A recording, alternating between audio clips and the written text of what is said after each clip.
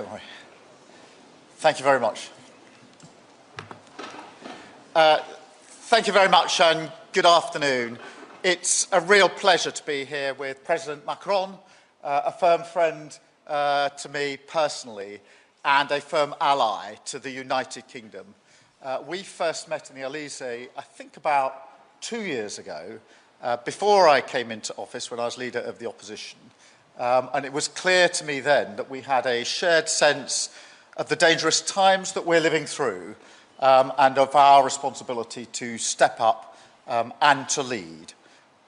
We also share the fundamental belief that we serve our people better, create better jobs and opportunities, make our nation stronger, fairer and more secure if we work together.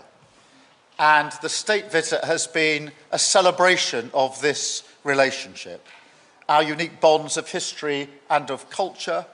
And today, our task is to look forward, to deliver a step change in this partnership, to meet the challenges of this moment and get the results that people want to see.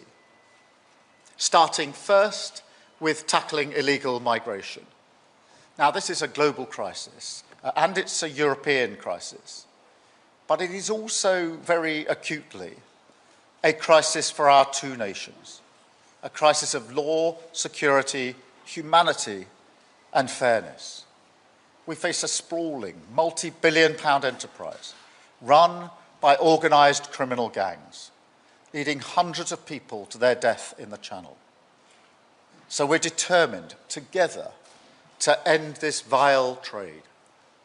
There is no silver bullet here, but with a united effort, new tactics, and a new level of intent, we can finally turn the tables.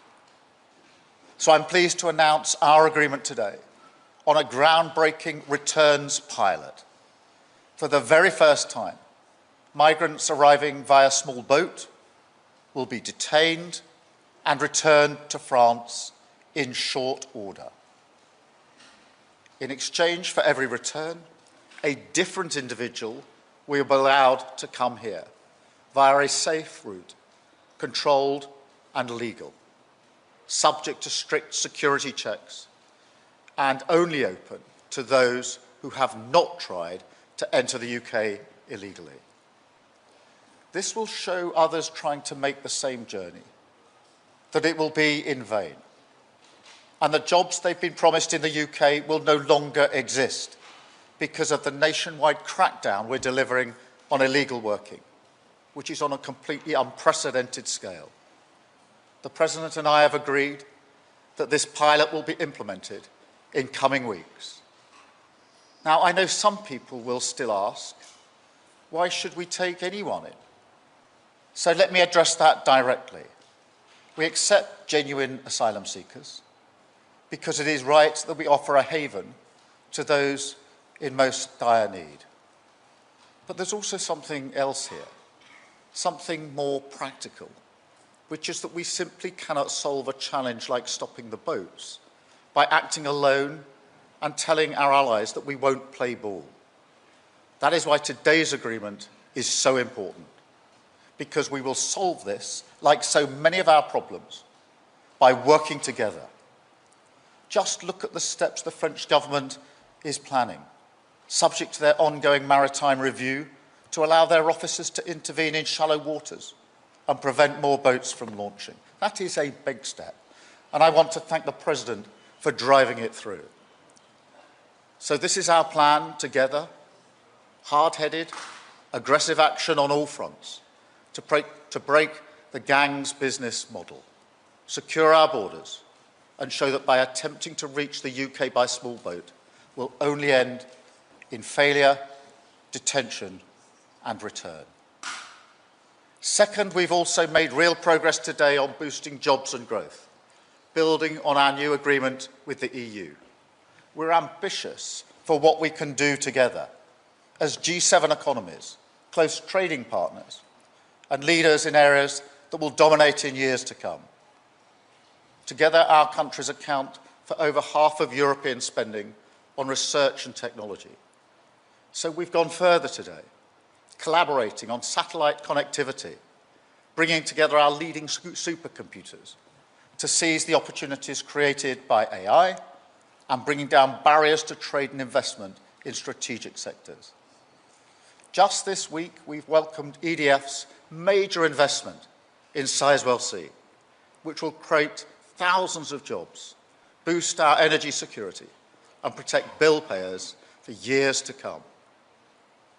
Third, we've strengthened our work to stand together for European security and in support of Ukraine.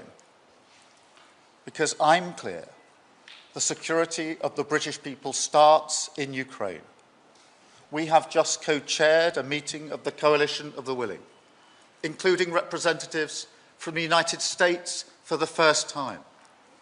We announced plans for a new multinational force, Ukraine, headquartered in Paris, so that we're ready to support a peace deal when it comes. But while Putin turns his back on peace, we are rallying more support for Ukraine right now to defend their people and force Putin to the table. Now, as Europe's only nuclear powers and as leaders in NATO, we play a vital role in preserving the peace and security on this continent. So today we've updated the historic Lancaster House Treaty to protect our people and our way of work. This is a major modernisation. We are overhauling the Combined Joint Expeditionary Force to make it 5 times larger, 50,000 troops strong, able to act across every domain. But we're going further. This morning, we signed the Northwood Declaration, confirming for the first time that we are coordinating our independent nuclear deterrence.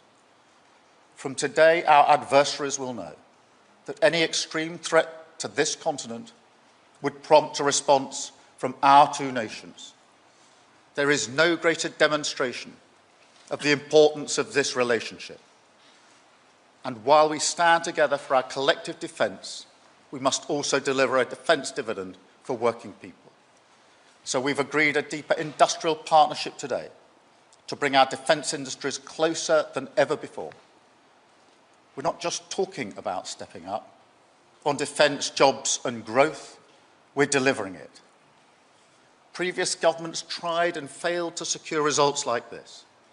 We can achieve them now because we've taken the time and the care to do the real work, the quiet, serious diplomacy, to build proper relationships which multiply our strength and the opportunities that we enjoy. So, Emmanuel, thank you so much for being here. We represent 2 fiercely proud and independent nations, but by working together, we are delivering for our people, and we're a force for good in a dangerous world. Thank you, Emmanuel, and over to you. Thank you. Merci beaucoup, Monsieur le Premier ministre, cher Keir. Mesdames et Messieurs les ministres, généraux, amiral, Mesdames les ambassadrices, Mesdames et Messieurs, je veux d'abord ici remercier Sa Majesté le Roi Charles III pour son invitation à effectuer cette visite d'État, la première d'un président français depuis 17 ans, et pour l'accueil exceptionnel que nous avons reçu avec mon épouse et ma délégation.